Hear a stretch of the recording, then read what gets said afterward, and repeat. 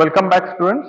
In continuation with my previous class on the understanding of basic definition of various implicants in K-map, we have understood the definition of what do you mean by the implicants, what do you mean by the prime implicants, and what do you mean by the essential prime implicants with some examples. So here we will be taking up few more examples to have a better understanding of this implicants in K-map. So we will be focusing on implicants, we will be focusing on the prime implicants, and we will be focusing on the essential prime implicants with examples in this particular class.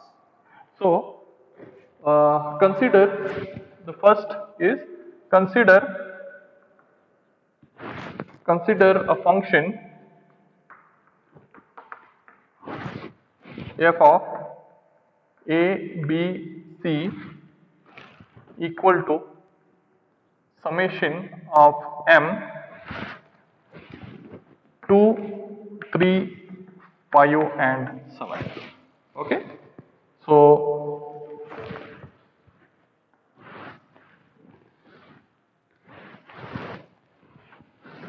let me plot this.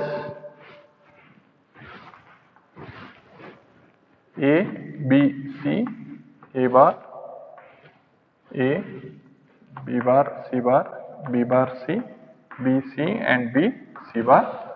So 0, 1, 2, 3, 4, 5, 6, 7. So similarly you must have been very familiar with now and perfect in naming the cells for a 3 variable and 4 variable K-map.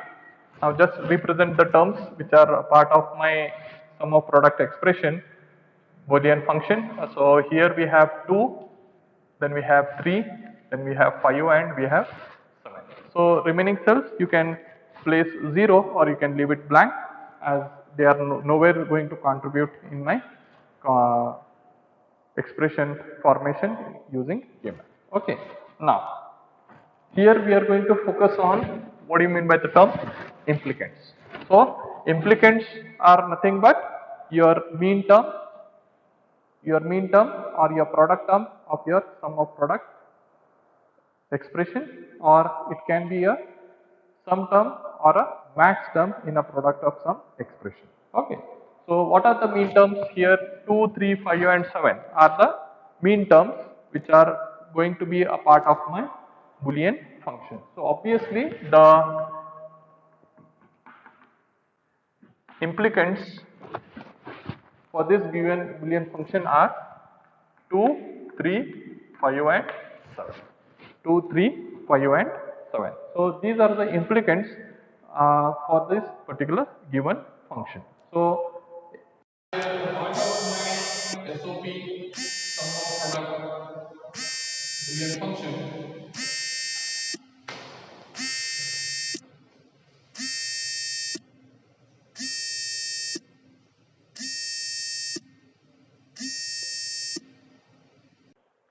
Hello, hello, hello. Okay. So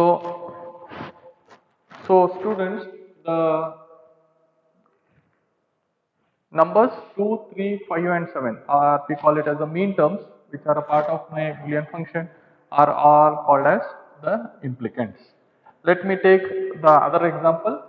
Okay, let me take the other example.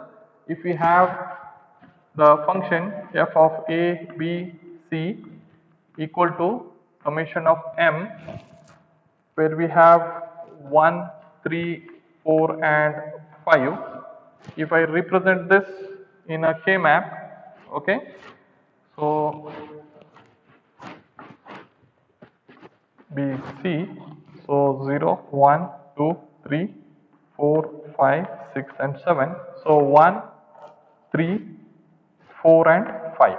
So again the implicants are 1, 3, 4 and 5. Okay.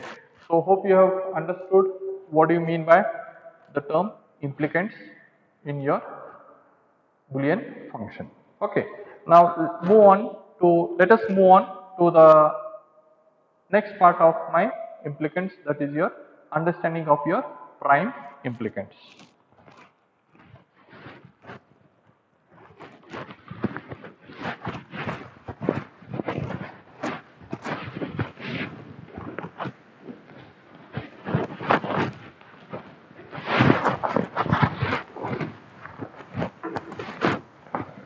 So we are going to concentrate now on the next term, that is your prime implicants. Okay, so let us consider this example. F of A, B, C equal to summation of m 2, 3, 5 and 7. So I will plot a graph for this.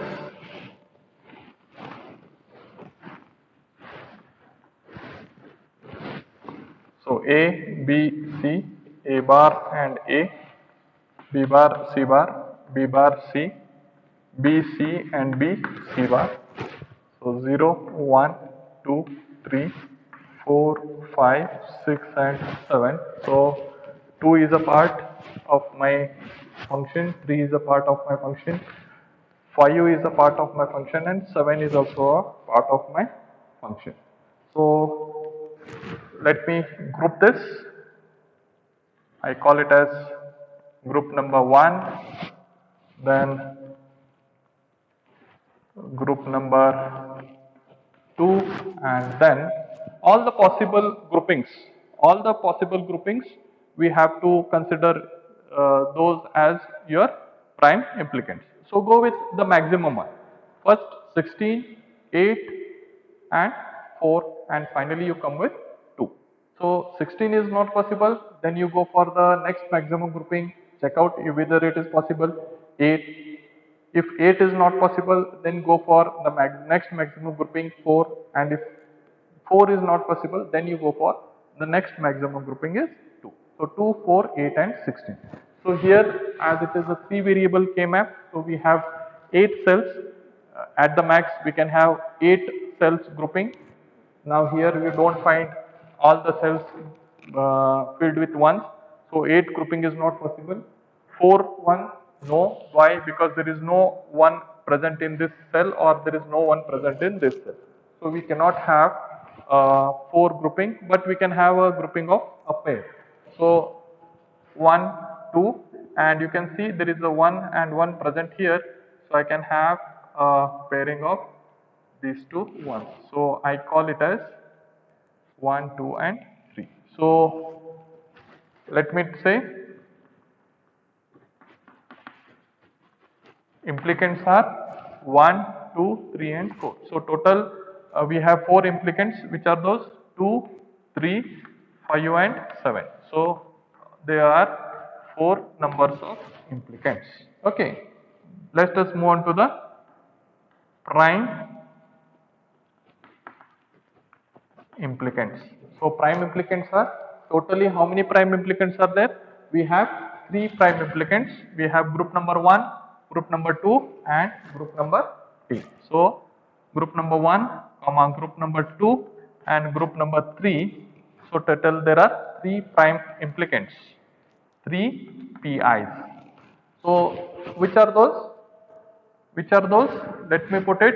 For group number 1 it is A bar B, A bar B, comma group number 2, tell me, it is A and the constant term for these two ones is C. So A, C. And the third prime implicant what we have is for cell number 3 and 7. So as A and A bar are changing, here I cannot take this term on the left hand side of your K map. So what comes out is B and C. So the 3 prime implicants for this particular given functions are A bar B, AC and BC, and the prime implicants are 2, 3, 5 and 7. Hope you have understood what do you mean by prime implicant for this given example. Let us move on to the next example of your prime implicant.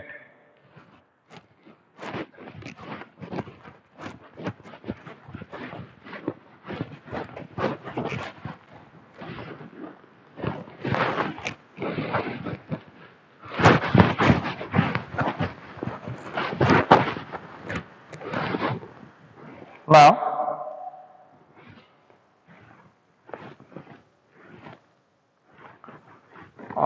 I will take another example. F of a comma b comma c equal to summation of m 1, 3, 4 and 5. 1, 3, 4 and 5. Okay. So I will draw a K-map for this. Let me plot a K-map.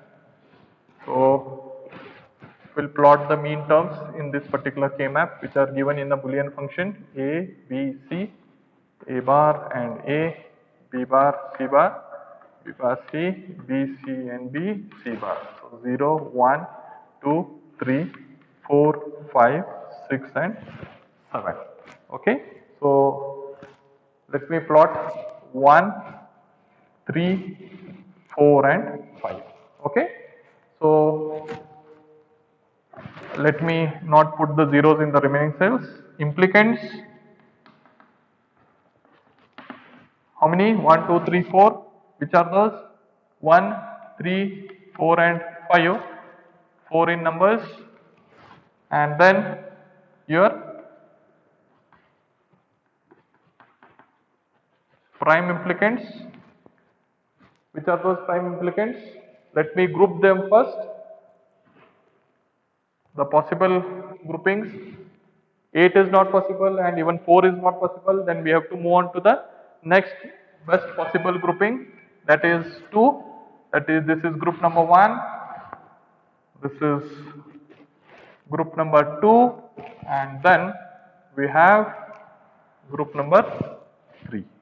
Okay, so we have this group number 3 coming up. So total how many prime implicants, students? 1, 2 and 3. So total there are 3 prime implicants. Which are those? Let us write the expression for them. For group number 1 it is a bar c for these two ones. Group 1 which is represented in cell number 1 and 3.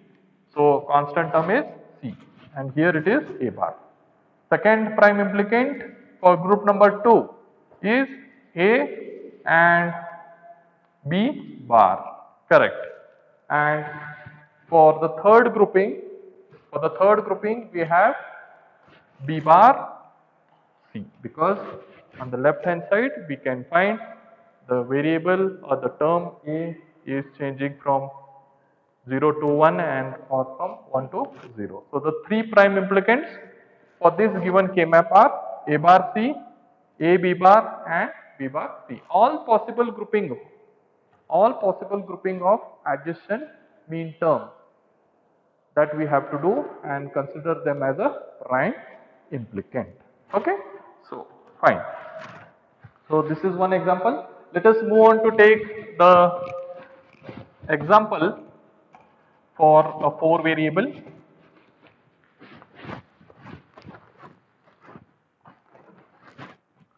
So consider a function f of a, b, c, d. Now we will take an example of a 4 variable K-map to find out the implicants and your prime implicants, equal to summation of m. So 1, 5, 6, 7, 11, 12, 13 and 15. So these are the terms. Let me plot these mean terms in my K-map.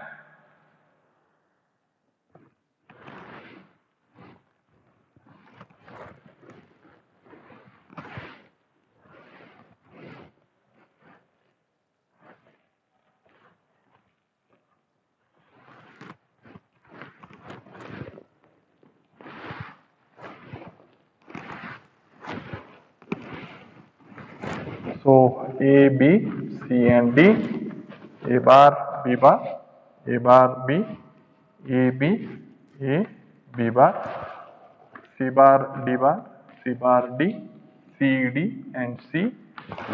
So let me put the cell numbers 0, 1, 2, 3, 4, 5, 6, 7, 8, 9, 10, 11, 12, 13, 14 and 15.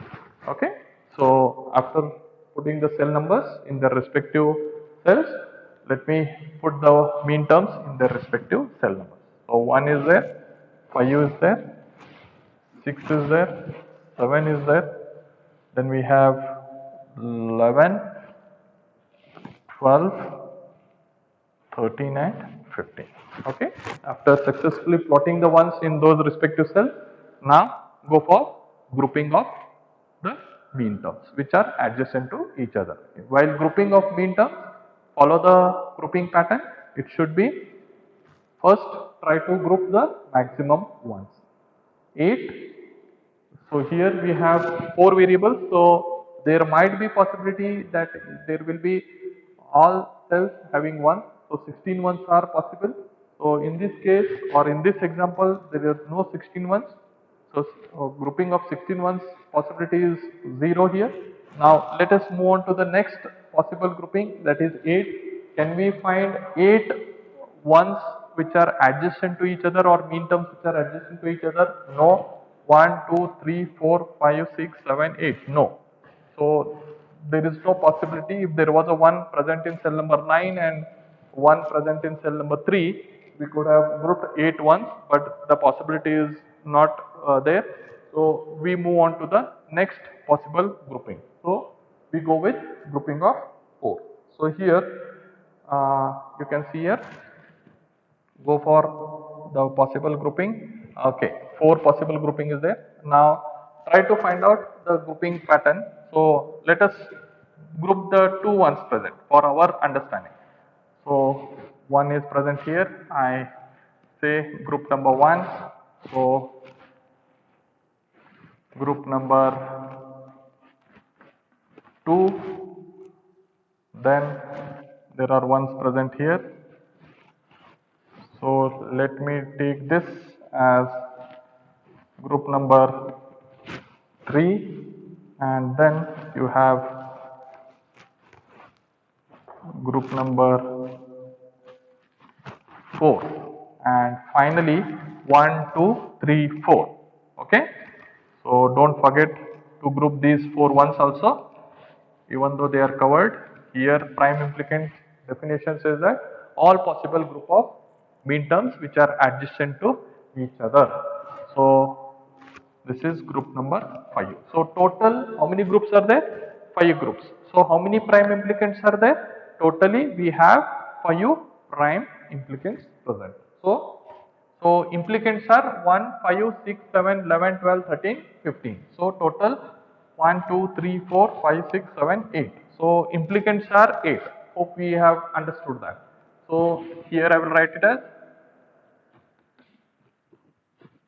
implicants are 1, 5, 6, 7, 11, 12, 13 and 15.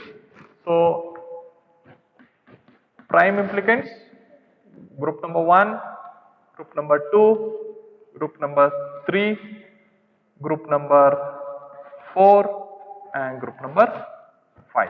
So total 5 prime implicants. Now which are those 5 prime implicants?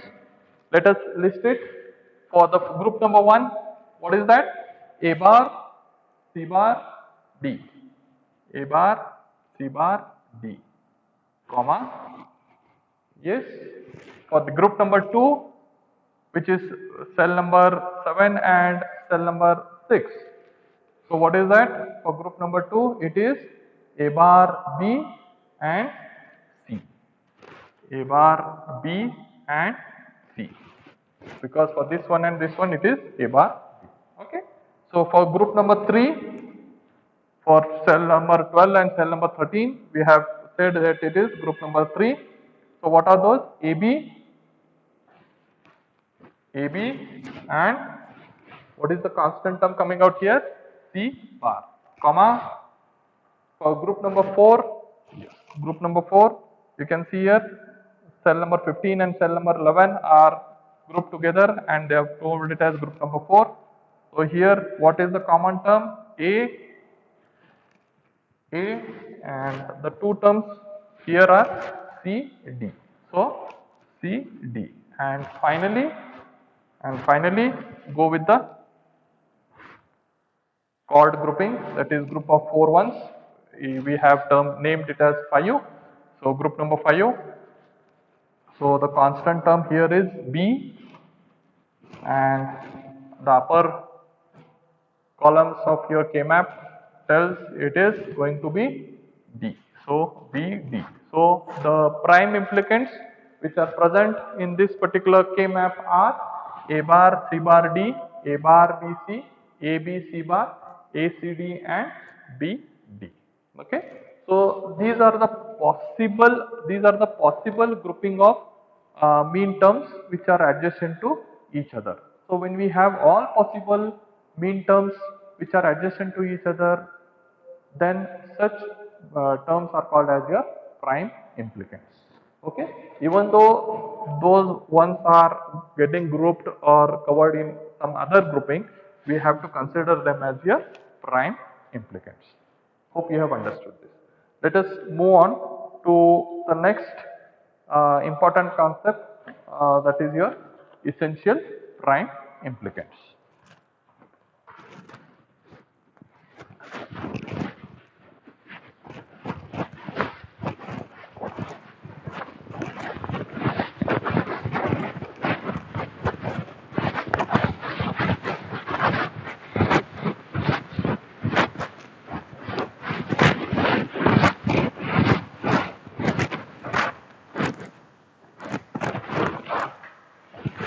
Now, students, we are going to focus on the next example, that is your essential prime implicants.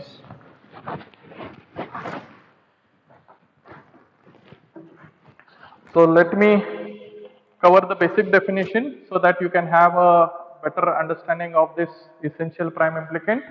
So these are those subgroups which cover at least one mean term. These are those subgroups which cover at least one mean term which is not been covered by any other prime implicant. This is very important. The mean term which is not been covered or not been considered in any of the other prime implicant group, such term we call it as an essential prime implicant. So the essential prime implicant or the EPI are the prime implicants which always appear in the final solution or the final expression. So let us take the examples of your essential prime implicants. Okay. So let me take an example of a 4 variable K map. Okay, we'll start with your 3 variable K map. That will be better for your understanding. ABC is equal to summation of M 1, 3, 5, 1, 3, 4 and 5. Okay. So I'll plot the K map for this. I'll plot a K map and I will place the mean terms in this particular K map. So A bar, A, B, C, A bar, A, B bar, C bar, B bar, C, B, C and B, C bar. So here we have 0, 1, 2, 3, 4, 5, 6 and 7. So here 1, 3, 4 and 5. Okay, this is the previous example what we had considered in identifying the implicants and prime implicants.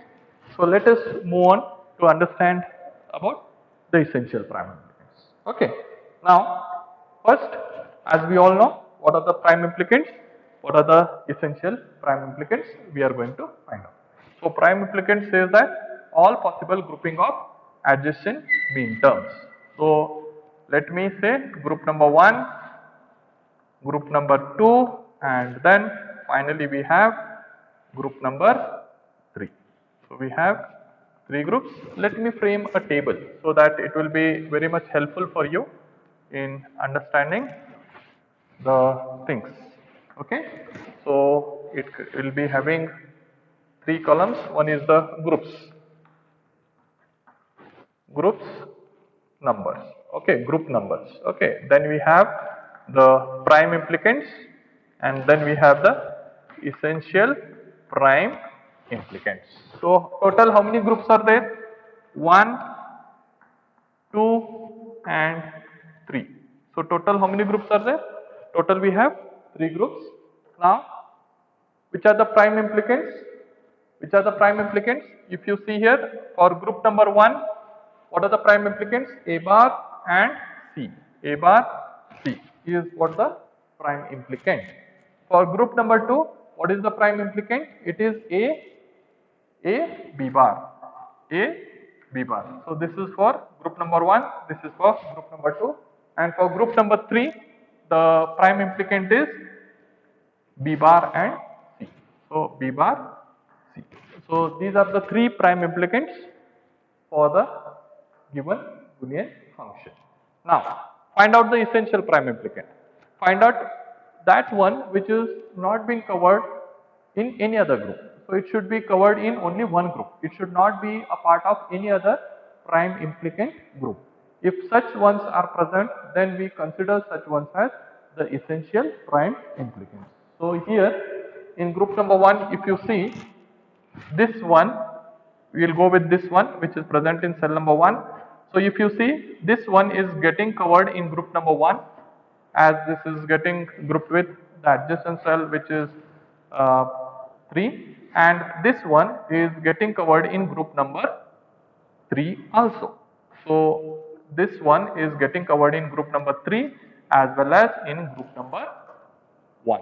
So as it is getting covered in more than one group, so our mean term present in cell number 1 cannot be considered as an essential prime implicant. Now let us move on to the next term, mean term, which is present in cell number 3. So this one is getting covered in group number 1, and it is nowhere getting covered in any of the other groups of my prime implicant. Why? Because if you see, there is no one present adjacent here, there is no one present adjacent here. So only thing it is getting grouped with this. So this essential prime implicant is 3. Okay. So we call it as A bar and C. Okay. Now let us move on to group number 2. In group number 2, this is the one which is in cell number 5. If you see here, this one is getting covered along with this one which is adjacent to this. There is no adjacent one present here, so we have not grouped it, but this one is also getting covered in group number 3. So this one is getting covered in group number 2 as well as in group number 3. So I cannot consider the mean term which is present in group number 5 as an essential prime implicant. What about the one which is present in cell number 4, which is a part of group number 2? So this one which is in cell number 4 and a part of group number 2 is covered in only one group. This one is getting covered in only one group, that is group number 2. This one is nowhere getting covered in any other groups, that is in group number 1 or group number 3. So as these ones are not getting covered in any of the group, I consider 4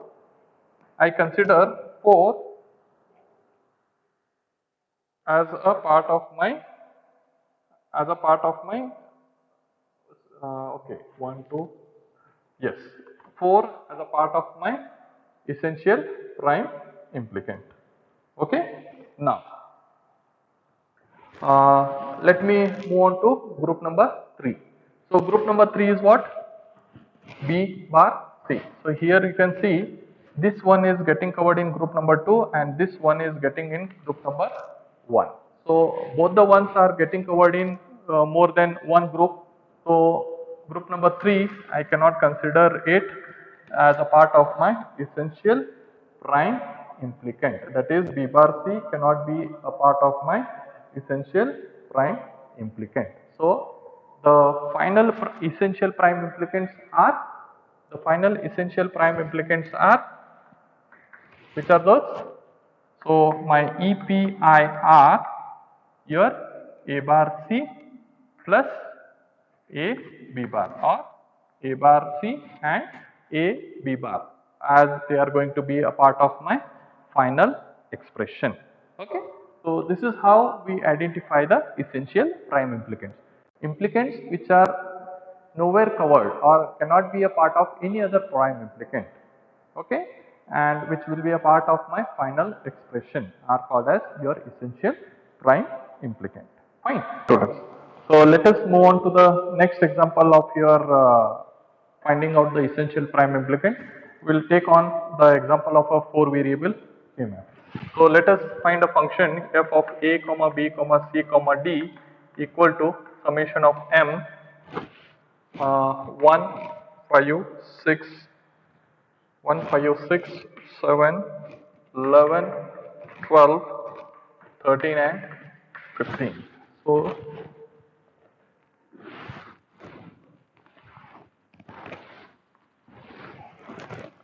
So 0 0 0 1 1 0 1 1. So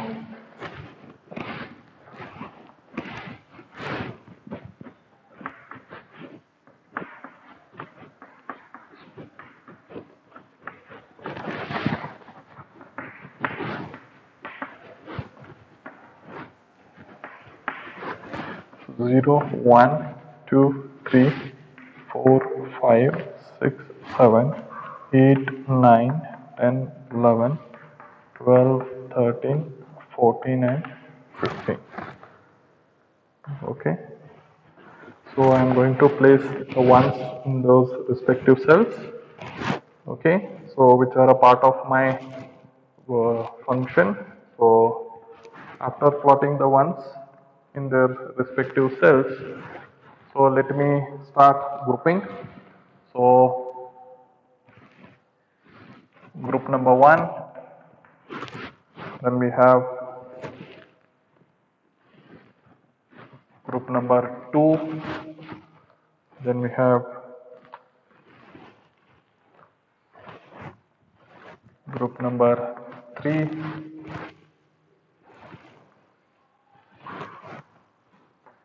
group number 4, and then we go with group number 5. So total how many groups? 5 groups. So how many prime implicants we have? Total 5 prime implicants. So let me plot a table which will help you to understand in a better way. So groups, then we have the prime implicants and we have the essential prime implicants. So group numbers, then you have the prime implicants and you have the essential prime implicants. So total group number 1, group number 2, group number 3, group number 4 and group number 5. So total 5 groups are there. So which are the prime implicants for group number 1? If you see, it is A bar, C bar, D. A bar, C bar, D. Okay. For group number 2, it is A bar B, C. A bar B, C. Third is for group number 3, what is this? A B bar and A B. So A, C, D. A, C, D. And group number 4. Where is group number 4? For this group, the mean terms present in cell number 12 and 13. Which are those? AB and C bar. AB, C bar. Yes, and the group number 5, it is BD because it covers 4 ones. So the constant term for these 4 ones is B and the upper constant term is D. So BD. Now, finding out the essential prime implicants. So check out those ones which are not been covered in any of the prime implicants. So they should be covered in only one group. They should not be a part of any other prime implicant group. So let us move on to this one. So a one which is present in group number 1. Check out. This one is getting covered in group number 1 only. Whereas there is no other prime implicant group which is covering this one. So it can be a part of my essential prime implicant 1, then cell number 1. Okay, next go to group number 2. In group number 2 you can find the one which is present in cell number 6 is only getting covered in group number 2. It is not getting covered in any of the group. There is no one present here, so it cannot be grouped in any other prime implicant group. So we have 6 coming in group number 2. 7 cannot be a part of my essential prime implicant because uh, the cell number 7, the mean term what we have is getting covered in group number 2 as well as in group number 5. Correct. Whatever you guessed is right, because this one is getting covered in this group number 5 and it is also getting covered in group number 2. So 7 cannot be a part of my essential prime implicant. So after moving on from group number 2, let us move on to group number 3. So you can find 11 which is not been covered in any of my prime implicant group. So in group number 3, 11 can be a part of my essential prime implicant, whereas 5 cannot be a part of my essential prime implicant. Why? Because it is covered in group number 3 as well as in group number 5. Exactly, you said it right. Now let us move on to group number 4. So group number 4, here you can see cell number 12 is only getting covered in group number 4. It is not getting covered in any of the group. So 12 will be a part of my essential prime implicant, whereas 13 cannot be a part of my essential prime implicant. Why? It is again getting covered in group number 5 as well as group number 4. And finally group number 5. So group number 5, can it be a part of my essential prime implicant? There are 4 ones present in this: 5, 7, 13 and what you can say 15. So all these 4 ones are getting grouped with either of my prime implicants.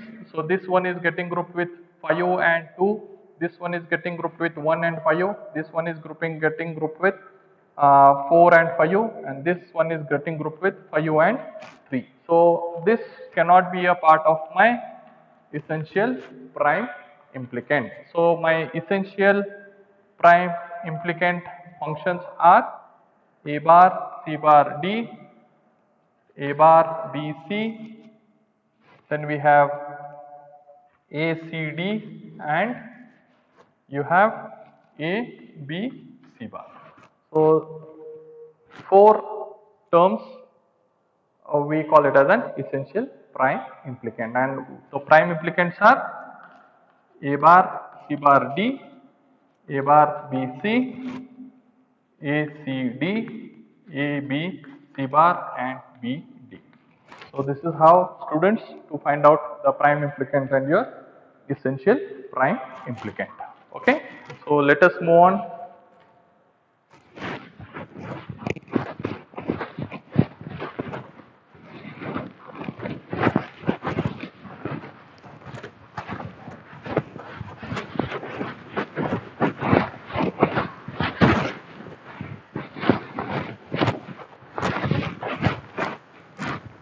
So let us, okay.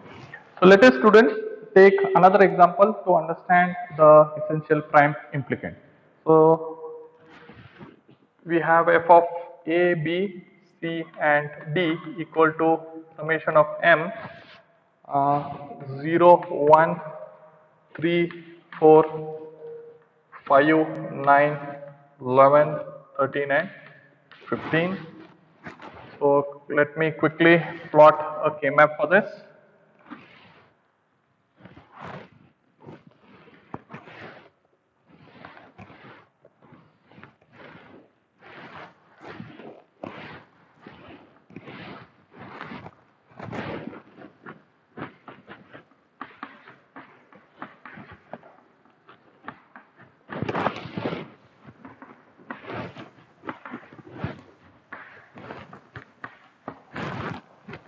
So let us quickly plot the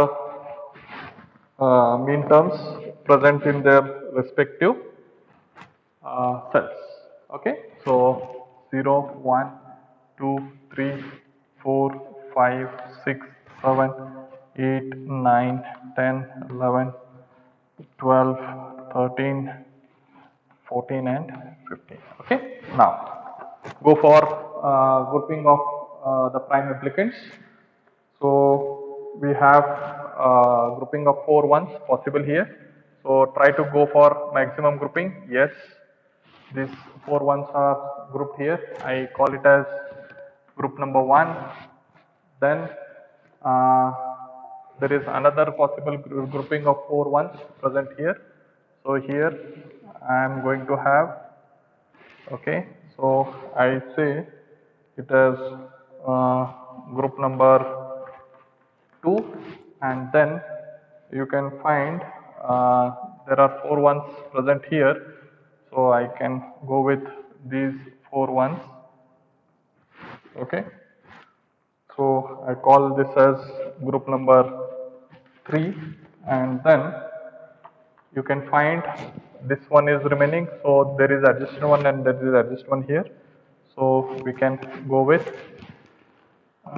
these 2 groupings. So I call it as group number 4. So we are going to have how many prime implicants? Rightly guessed, we are going to have 5 prime implicants.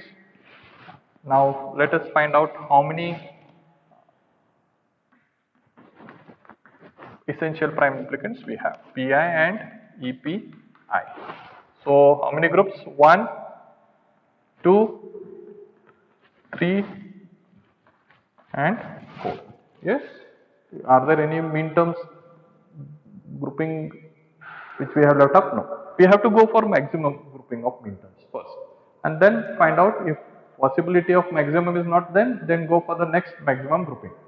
So 16 was not possible, 8 was not possible, but 4 grouping was possible. So we have tried to group 4 ones wherever we could. Fine. Now prime implicants quickly. For group number 1 it is A bar, C bar. For group number 2 it is C bar, D.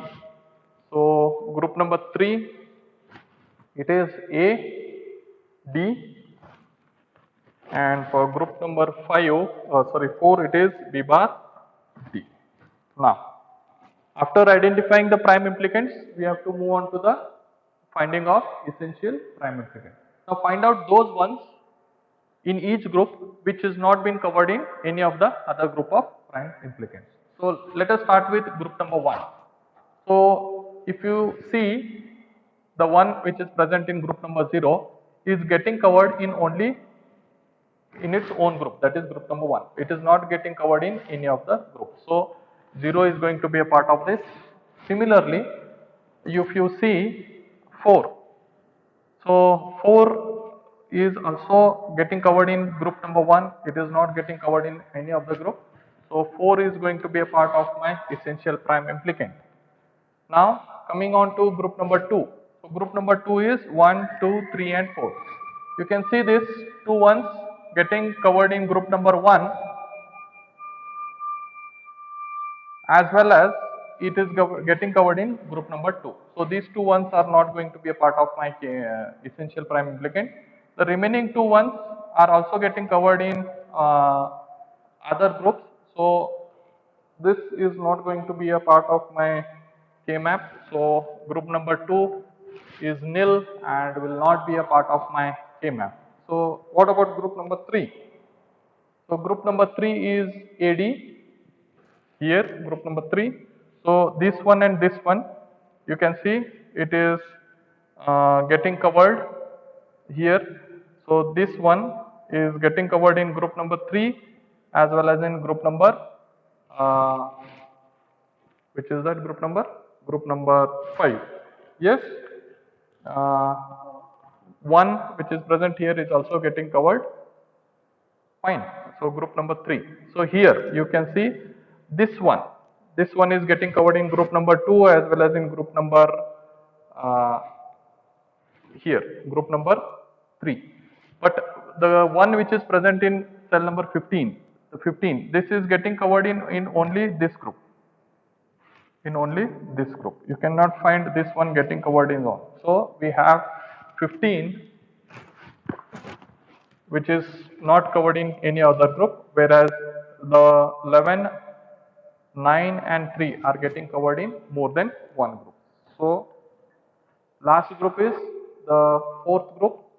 So which is these two and these two. You can see here this one is getting grouped in group number 3 as well as in group number 4. Similarly this one, but this one you can see 3 is getting covered in only one group, whereas this one is getting covered in group number 1 and group number 2. So this is how my essential prime implicants are. So the prime implicants are A bar, C bar, C bar D, A D and B bar D, and my essential prime implicants are A bar, C bar, comma A D and B bar D. Okay, so this is how we identify the prime implicants. So before we come to the end of my class, I will just focus on the other parameter of your Boolean function, that is your product of some term. So how do we find the prime implicants and essential prime implicants with respect to those terms? So let us take an example. F of A comma B comma C equal to pi of m. We represent it as 3, 4, 5 and 7. Hope you know here zeros are being given the highest priority, as we are going to represent the max term here, not the mean terms. So as it is in a product of some term, so here A, B, C, so the upper term is represented as 0, 0, 0, 1, 1, 1 and 1, 0. Here it is 0 and 1. So the other part is A, and the left hand side of the K map is A, and the top end of the K map is represented by BC. So 0, 1, 2, 3, 4, 5, 6 and 7. So 3, 4, 5 and 7. So why have represented zeros here? As we are representing the max terms. So max terms represent 0. So grouping, group number 1, then we have group number 2 and we have group number 3 coming out. Okay, so let me plot the sheet for this. We have groups, we have prime implicants and we have essential prime implicants. Group PI and EPI. So here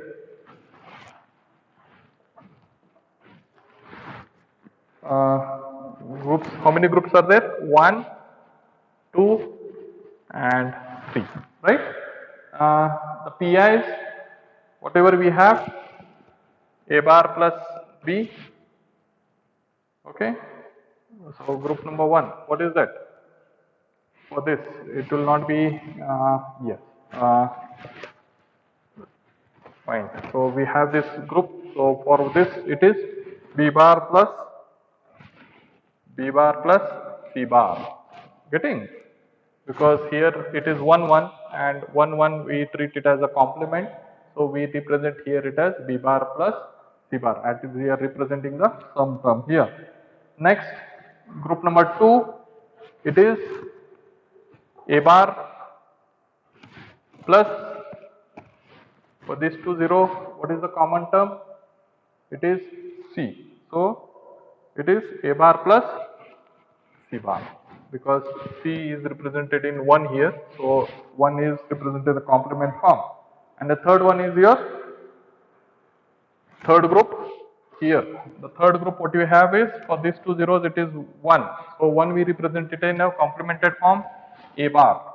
Okay. So as I told you, this will be A and this will be A bar.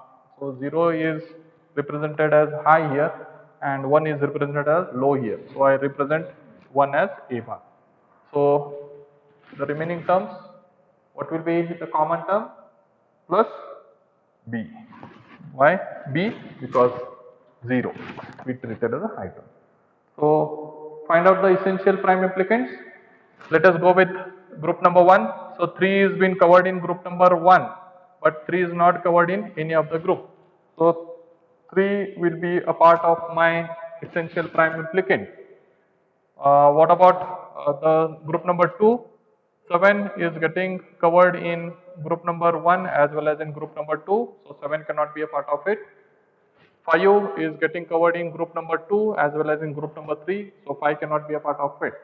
So let us move on to group number 3. So in group number 2 we have nil, no function being a part of my final expression of my Boolean function. So 3, what is that? You can find 5 is a part of group number 3 as well as group number 2. So 5 is not a part of my function, whereas 4 is covering only in group number 3. It is not being covered in any of the other group. So 4 is going to be part of my function. So PIs are B bar plus C bar, A bar plus C bar and A bar plus B, and your EPIs are B bar plus C bar and A bar plus B. So this is all about your various implicants in your K-map. So we have understood with examples what are implicants, what are prime implicants, and how to identify the essential prime implicants from the grouping of prime implicants. This is very important because the further concept that we are going to study, that is your Quinn-McCluskey method, is going to basically focus on identifying the prime implicants and the essential prime implicants. So if you have really understood these concepts in a better way, so definitely you will never find any difficulty in grouping of those prime implicants and essential prime implicants when we are going to simplify the Boolean function using Quinn-McCluskey method. So thank you students for patiently watching this video, and hope this session is been a learning session for you. Hope you have understood the concept in a better way. Thank you.